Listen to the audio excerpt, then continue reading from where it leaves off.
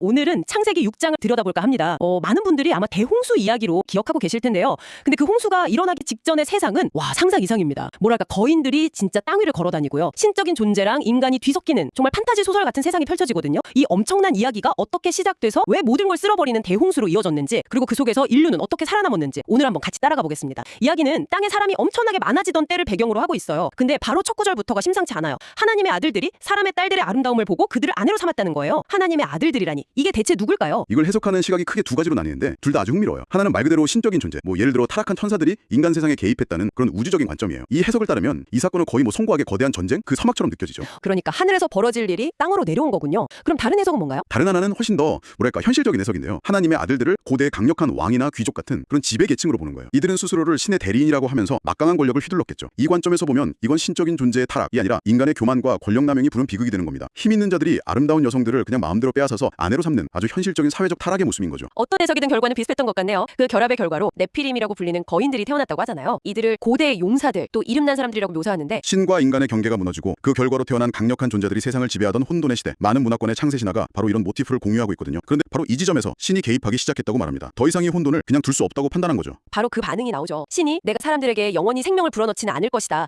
이러면서 인간의 수명을 120년으로 정해버려요. 이게 그냥 수명을 줄인다 이런 의미를 넘어서는 것 같아요. 이건 신이 말 그대로 선을 긋는 장면이라고 볼 수 있습니다. 신적인 영역과 인간적인 영역이 막 뒤섞여버리니 혼돈을 끝내고 이제부터 인간은 유한한 존재라는 명확한 규칙을 설정하는 거죠. 너희는 신이 아니며 결국 죽음을 맞이하는 존재다. 이 사실을 명확하게 각인시키는 선언이에요. 어떻게 보면 인간이라는 존재에 대한 가장 근본적인 정의를 다시 내리는 순간이라고 할 수 있습니다. 그러니까 거인들이 등장하는 이 혼란에 대한 첫 번째 해결책이 바로 인간의 유한성을 못 반긴 거였군요. 근데 이걸로는 충분하지 않았던 것 같아요. 이야기의 분위기가 갑자기 확 어두워지거든요. 문제의 본질은 거인들의 존재 자체가 아니었기 때문입니다. 5절에서 진짜 문제가 무엇이었는지 정확히 짚어냅니다. 땅 위에 사람의 악이 가득하고 그 마음으로 생각하는 모든 계획이 항상 악할 뿐임을 보셨다는 거죠. 이 표현이 정말 무서운 것 같아요. 그냥 사람들이 나쁜 짓을 했다 이 정도가 아니라 생각하는 모든 계획이 항상 악했다고 하잖아요. 눈을 떠서 잠들 때까지 그냥 머릿속을 채우는 모든 생각이 악으로 가득 차 있다는 거니까요. 이건 정말 완전한 총체적인 타락을 의미하는 것 같습니다. 네, 숨 쉴 틈 없이 악이 가득한 세상이죠. 단순한 범죄의 문제가 아니라 존재 자체가 속속들이 썩어버렸다는 진단입니다. 그리고 이 모습을 본 신의 반응이 정말 놀랍습니다. 분노했다거나 심판하겠다고 말하기 전에 먼저 나오는 감정이 있어요. 하나님께서 사람 지으신 것을 후회하시고 마음 아파하셨다, 이 구절이요.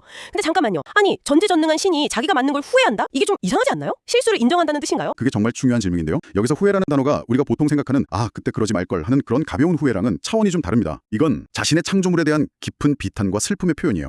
최고의 걸작을 만들었는데 그 걸작이 스스로를 파괴하면서 끔찍한 괴물로 변해가는 모습을 지켜보는 창조주의 고통에 가깝다고 할 수 있죠. 와, 후회하고 마음 아파했다니. 이건 그냥 화가 난 심판관이 아니라 자기가 만든 세상이 망가진 걸 보면서 정말로 상처받은 창조주의 모습이네요. 그래서 이어지는 심판의 결정이 단순한 분노의 폭발이 아니라 이 깊은 슬픔에서 비롯된 결론이라는 점이 중요합니다. 7절에서 내가 타락한 내 피조물을 없애버리겠다. 그것들을 만든 것이 후회스럽구나 라고 말할 때 이 말에는 분노와 함께 자신의 창조 세계를 자기 손으로 끝내야 하는 창조주의 비극적인 고뇌가 담겨 있는 거죠. 모든 것을 지워버리겠다는 끔찍한 선언이군요. 온 세상이 타락했고 창조주마저 등을 돌린 상황. 여기서 이야기가 끝났다면 정말 암울한 비극이었을 텐데요. 네, 진짜 모든 게 끝났다고 생각하는 그 순간에 딱 한 문장이 나와요. 그러나 노아만은 달랐다. 이야기 전체의 흐름을 바꾸는 그야말로 대반전의 문장이죠. 모두가 타락의 홍수에 휩쓸려갈 때 단 한 사람, 노아는 달랐다는 겁니다. 구절은 그가 왜 달랐는지 딱 3가지로 요약합니다. 그는 의로운 사람이었고 흠이 없는 사람이었으며, 그리고 가장 중요하게는 하나님과 동행하는 사람이었습니다. 단순히 착하게 살았다. 이걸 넘어서 신과 아주 깊은 관대를 맺고 있었다. 이런 의미로 들려요. 바로 그겁니다. 노아는 그냥 나쁜 짓을 안 하는 그런 소극적인 선인이 아니었어요. 이 혼돈과 타락으로 가득한 세상 속에서 적극적으로 신의 뜻을 따르며 교감했던 인물인 거죠.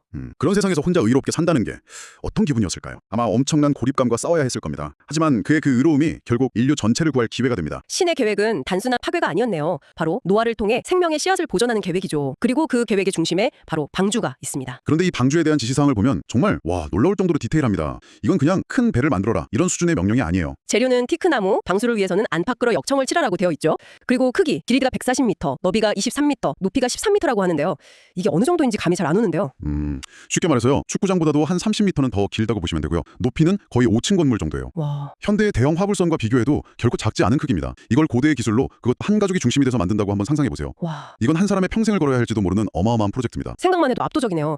구조도 3층으로 만들고 지붕이랑 창문, 출입문 위치까지 정확하게 다 지정해주고요. 이렇게까지 세세하게 지시한 이유가 있을까요? 이건 이 계획이 얼마나 진지하고 필사적인지를 보여주는 장치입니다. 방주는 단순한 배가 아니에요. 다가올 대홍수 속에서 모든 생명이 살아남아야 할 유일한 공간, 즉 떠다니는 작은 세상이자 생존 캡슐인 셈이죠. 그렇기 때문에 설계도 하나하나에 생존을 위한 치밀한 계산이 담겨 있는 겁니다. 말 그대로 구원을 위한 완벽한 청사진을 받은 거죠. 여러분이 노아라면 이 엄청난 설계도를 받았을 때 어떤 심정일지 한번 상상해보세요. 게다가 방주를 짓는 것만이 전부가 아니었잖아요. 노아의 가족은 물론이고 모든 생물의 암주 한 쌍씩을 데려와야 했고, 그들이 몇 달, 어쩌면 1년 이상 먹을 식량까지 전부 모아야 했어요. 이건 뭐 물리학적으로도 생물학적으로도 거의 불가능에 가까운 임무처럼 느껴지는데요. 그래서 이 모든 불가능해 보이는 명령의 중심에 가장 중요한 한 가지가 등장합니다. 바로 언약입니다. 신은 노아에게 그러나 내가 너와는 언약을 맺을 것이다 라고 말합니다. 단순히 약속이라고 하지 않고 왜 언약이라는 훨씬 무겁고 공식적인 단어를 썼을까요? 언약은요, 고대 근동에서는 목숨을 걸고 맺는 공식적이고 구속력 있는 계약을 의미했습니다. 단순한 약속과는 무게감이 완전히 다르죠. 신이 이 단어를 사용했다는 것은 이 구원의 계획이 변덕스러운 결정이 아니라 신의 이름을 걸고 반드시 지키겠다는 신성한 계약임을 선포하는 겁니다. 이 언약을 통해 노아는 단순히 홍수에서 살아남는 생존자를 넘어서 옛 세상과 새로운 세상을 잇는 공식적인 다리, 즉 인류의 새로운 시작을 책임지는 계약의 파트너가 되는 겁니다. 파괴의 선언 속에서 던져진 유일한 희망의 밧줄인 셈이죠. 파괴의 규모만큼이나 구원의 계획도 정말 거대하고 치밀했군요.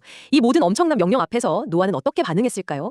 마지막 구절은 아주 간결하면서도 모든 것을 말해줍니다. 노아는 하나님께서 명령하신 대로 다 행했다. 네, 단 한마디에 토를 달거나 의심하지 않고 그저 묵묵히 모든 것을 실행했다는 거죠. 그의 절대적인 순종과 믿음이 이 불가능해 보이는 계획을 가능하게 만든 원동력이었음을 보여주는 아주 무게감 있는 마무리입니다. 오늘 저희가 살펴본 창세기 6장 정말 한편의 대서사시 같네요. 신과 인간이 뒤섞여 거인들이 걸어다니던 그런 신화적인 시대에서부터 희망이 보이지 않을 정도로 타락해버린 세상. 네, 그렇죠. 그에 대한 창조주의 고노에 찬 심판, 그리고 그 모든 것을 뚫고 새로운 시작을 준비하는 한 남자의 고독한 사투까지. 정말 압도적인 스케일의 이야기입니다. 이 이야기의 핵심은 결국 심판과 은혜, 파괴와 보존, 혼돈과 질서라는 이 거대한 개념들의 충돌이거든요. 그래서 여러분께 이 이야기는 먼 옛날의 홍수 신화가 아니라 모든 것이 근본적으로 잘못되었을 때 다시 시작한다는 것이 무엇을 의미하는지에 대한 깊은 성찰을 던져줄 수 있습니다. 모든 것을 파괴하는 결정만큼이나 소중한 것을 지켜내려는 계획 또한 얼마나 치밀하고 거대해야 하는지를 보여주죠. 마지막으로 여러분 한번 이런 상상을 해보시면 어떨까 싶어요. 노아가 명령받은 모든 것을 행했다고만 말할 뿐 그가 그 과정에서 어떤 감정을 느꼈는지에 대해서는 침묵합니다. 한번 상상해보세요. 곧 온 세상을 끝낼 대재앙이 온다는 걸 아는 유일한 사람이 바로 여러분인 거예요. 주변 사람들은 아무것도 모른 채 평소처럼 웃고 다투고 살아가고 있죠. 그 속에서 혼자 묵묵히 산에 올라 거대한 방주를 짓고 동물들을 모으면서 노아의 머릿속에는 과연 어떤 생각들이 스쳐 지나갔을까요? 그의 고독은 얼마나 깊었을까요?